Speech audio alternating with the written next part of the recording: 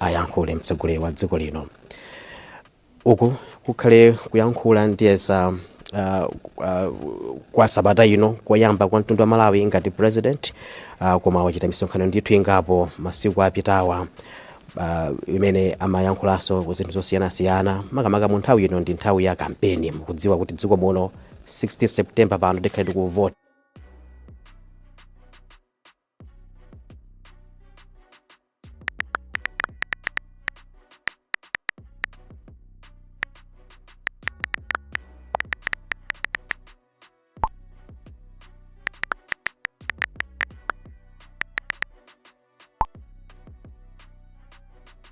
Ndemene kuti tiyeni mdziko muno tichita chisankho cha mtendere. Ndiye tikutsimikiza kuti mawangoto amenewa maso akulu amene akuyankhula zimenezi zikupita patali ndithu kuti Amalawi akuzimvera komanso akudzionera okha kuti mtendere ndiwe ofunikira kwambiri kuti uchitike komanso ukhalepo mdziko muno. Kuti timva komanso tiona zimene mtsogoleri wa dziko lino akhala akuyankhula cha ku madzulo kuno. Good evening to all of you that are listening and watching wherever you are watching and listening. This is a special night where the President of the Republic of Malawi is addressing the nation. Yesterday at Yoyamba Freedom Park, he said that tomorrow, meaning today, he will be addressing the nation on various issues. And this morning, he was at BICC in Lilongwe, where Public Affairs Committee was conducting a very important ceremony where presidential candidates were committing themselves to peace. As you are aware, that Malawi on 16 September is going to the elections to elect the president, members of parliament, as well as councillors. And the message of peace has been preached. The message of peace has been widely spoken by so many stakeholders, and believing that we shall continue to have peace in this country. Anytime the president is will be walking into the podium, and he will be delivering his national address this evening. Tena liyonse mtsogoleri wa dziko lino akhala kuyankhula ku mtundu wa Malawi pa zinthu zosiyana-siyana zimene afuna kuti ayankhule. Amayinda abambo, anyamata ndi asungwana, mtsogoleri wa dziko lino Dr. Lazarus Chakwera.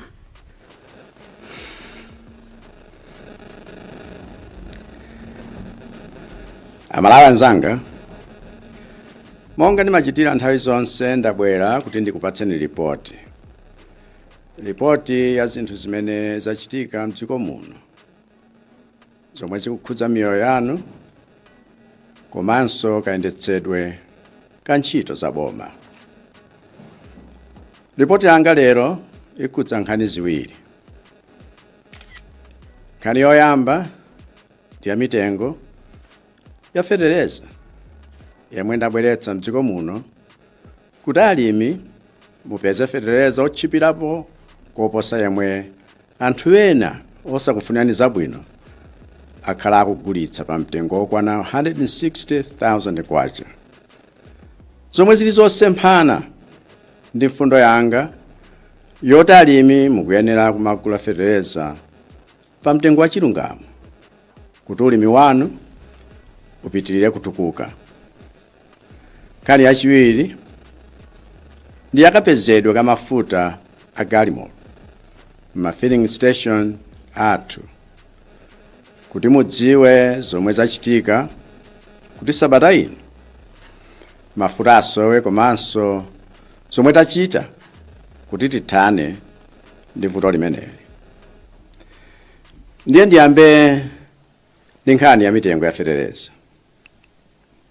Monga nonse omwe muli alimi mukudziwira, ulimi ndi nsanamira ya chuma cha dziko lathu. Ndipo ulimi wathu uli ndi magawo awiri. Gawo loyamba ndi ulimi wa chakudya cha pakhomo, kapena kuti smallholder farming, omwe ndakhala ndikuthandiza ndi fetereza wa Affordable Inputs Program AIP. Gawo lachiwiri ndi ulimi wa business, omwe pa chizungu amati commercial farming. Magulu awiri a ulimi onsewo wakhala ukuzunzidwa ndi anthu ogulitsa fetereza zomwe kafukufuku wathu wapeza kale kuti ena amakhala akupangira dala yotsutsa pofuna kumenyana nane nkhondo kuti alimi muziti Chakwera kudulitsa fetereza, pamene zoona zake nzoti iwowo akudana komanso kulimbana ndi programu yanga yokugulitsani fetereza mochipa. Ndi analumbira kuti athana nane. Iwowo akudana nayo programu yangayi yokugulitsa fetereza mochipa chifukwa akudziwa kuti ikapitirira programu imeneyi zaka zina 5 ndiye kuti iwowo zoti alemere posautsa alimi siziwayendera. Ndiye kuti mudziwe kuti tili pa chinkhondo ndi anthu ofuna kupha ulimi mdziko muno. Chipane china chotsutsa changomva kuti lero ndilengeze mitengo ya fetereza ochipa. Kalekale athamangira kwa atolankhani kuti athiremo phulusa muufa omwe ndakukozerani inu Amalawi. Tikamatitu mdziko muno muli anthu omwe dziko lisakulikonda timanena zimenezi. Komano ngati anthu amenewa amayesa kuti ine ndisiya kukubweretserani fetereza ochipa chifukwa cha mchitidwe wawo olimbana ndi ine, lero ndimatinilengeze kuti anthu amenewa auponda chifukwa ine zomenyera nkhondo ino alimi sindidzasiya. Ndiye pofuna kuwatsimikizira anthu amenewa kuti sanditha, ndabwera pano kuti ndikudziwitseni mtengo wa fetereza wa AIP wa gulu la inu alimi omwe ndinu ma smallholders farmers, omwenso ndi alimi achakudya chapakhomo m'minda ing'onoing'ono yosapitirira ekala imodzi. Chomwe ndikufuna ndikudziwitsireni nonse amene muli gulu limeneli nchakuti fetereza wa AIP ayamba kugawidwa dziko lonse pa 1 Oktoba ngati mmene nachitira chaka chatha, kuti nonse amene mayina wanu analembedwa mukaundula wa AIP mupeze fetereza ameneyu mvula ya Disemba isanakwane. Ndipo fetereza ameneyu mudzagula pa mtengo wa 15,000 kwacha. Koma inu omwe muli mgulu la ulimi wa business, omwe muli mamembala amakalabu alimi wa business, ulimi omwe mumachita minda yosachepera 1 hectare, fetereza wanu wafika. Kapena ndene kuti minda imene imakulira kuposera 1 hectare, fetereza wanu wafika kale m'madepo ogulitsira dziko lonse la Malawi. Ndipo fetereza ameneyo ayamba kugulitsidwa mawa lomweli pa mtengo wa 90,000 kwacha. Ndipo maprogramu a fetereza awiri amenewa sindisiya kuwapanga mpaka 2030 chifukwa sitingatukule dziko lino ngati sitipitsa chitukuko cha ulimi kapena cha alimi patsogolo. Nkhani yachiwiri yakusowa kwa mafuta ma filling station. Mafuna mudziwe kuti nkhani imeneyinso ni nkhondo yayikulu yomwe ndili kulimbana ndi anthu ochepa omwe akhala akugulitsa mafuta modula kuchokera mayiko akunja chifukwa anthuwo akudana ndi programu yanga ya government to government yomwe nakhazikitsa kumayambiriro a chaka chino kuti tizigula mafuta direct kuchokera kwa maboma akunja, osati mwakudzera mwa madobadoba omwe amakhala pakati kuti azitigulitsa mafuta amodula.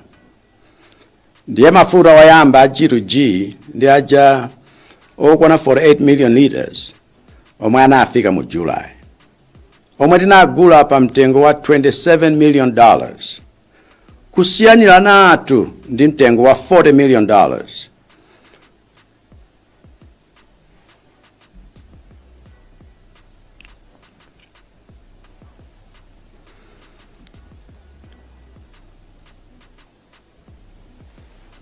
mwina ndibwerezenso pamenepo.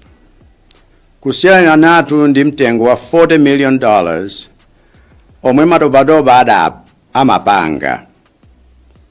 Ndiye gawo lachiwiri la mafuta a G2G tinakonza kuti afika kumapeto a August, kuti mwezi wonse uno wa September tikhale ndi mafuta okwanira kuti zisankho ziyende mosavuta. Koma chomvetsa chisoni nchoti anthu ena ku Nokma anapanga mgwirizano ndi kampani imodzi ya madobadoba omwe programu ya G2G sakuifuna. Basitu kupanga maupo kuti mafuta a G2G wa mu September achedwe kuti iwo apeze mwayi odya ndalama. Ndiye mpaka kupezeka kuti kampaniyo yachedwetsa kubweretsa mafutawo itapatsidwa kale ndalama. Komabe ndikufuna ndikutsimikizireni kuti mafuta a G2G akubwera. Ndipo pamene tikudikirira mafuta amenewa tapempha kale makampani ena otifunira zabwino kuti atipatse mafuta ogwirizira kuti tiyike ma filling station, pofuna kuti mizere yomwe yamanga ma filling station ite, inunso mupeze mafuta. Ndiye mafuta ogwirizira amenewa ayamba kale kufika, kotero kuti matraki ena okwana 240 akhala akubweretsa mafuta amenewa owonjezera mawa lino ndi mkuja, kuti pofika la Sabata mafuta akhale akupezeka paliponse. Ndiye kwanga ndikupempha kwa inu kuti munikhululukire kuti izizi ni nkhondo zomwe ndili kumenyerani, komanso mundikhululukire kuti zipolopolo za nkhondo imeneyi zakupwerekani pokudikiritsani ma filling station. Komano chomwe ndikufuna mudziwe nchauti anthu aku Nokma omwe apanga zinthu zosokoneza mafutawa niwadziwa, ndipo akudziwa kale kuti potha zisankho Sabata yamawali ntchito zawo zikhala zitatha. Chifukwa chomwe apangachi nchipongwe kwa inu nonse komanso kwa ine ngati president. Ambuye akudalitseni nonse. Zikomo. Dr. Lazarus Chakwera kuyankhula ku mtundu wa Malawi pa nkhani ziwiri zikuluzikulu, nkhani yoyamba ndi nkhani ya fertilizer, komanso nkhani yachiwiri ndi nkhani imeneyi ya mafuta. Ndipo kumene ndikutsiriza kwa programu yathu yapadera lero petinachokera kuno kusanjika Palace mu mzinda wa Blantyre. Dzina langa ndi Emmanuel Twala, mwana mwanzanga wonse, maguma nonse, usiku wabwino.